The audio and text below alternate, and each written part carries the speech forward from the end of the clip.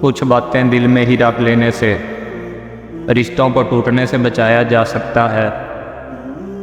مصیبت کا مقابلہ صبر سے کرو اور نعمتوں کی حفاظت شکر سے۔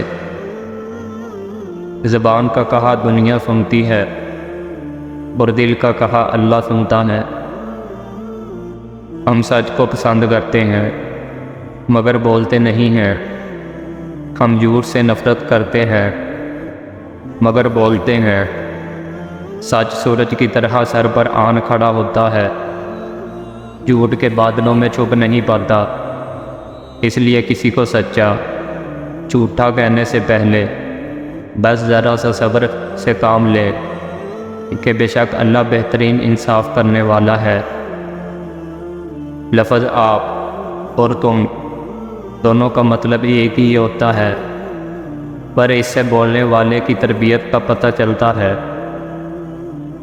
جب درد بڑھنے لگے یا کچھ بھی سمجھ نہ آئے تو اپنے رب کی طرف پہلے جاؤ، کیونکہ دلوں کو سکون اس کی یاد میں ہے۔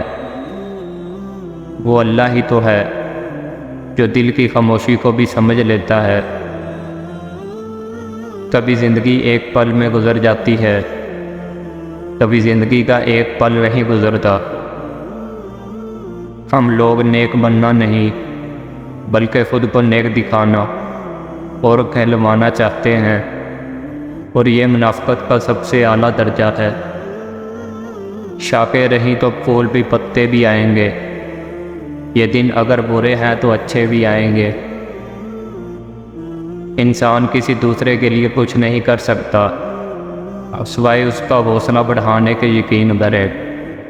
بہت طاقت ہے اس ایک جملے میں نے جتنے لوگوں کو ٹوٹتے دیکھا ہے فقط اس لیے کہ رشتوں اور دوستوں کے ہجوم میں کسی نے ان کو یہ نہ کہا کہ حوصلہ کر یار، اللہ کرم کرے گا۔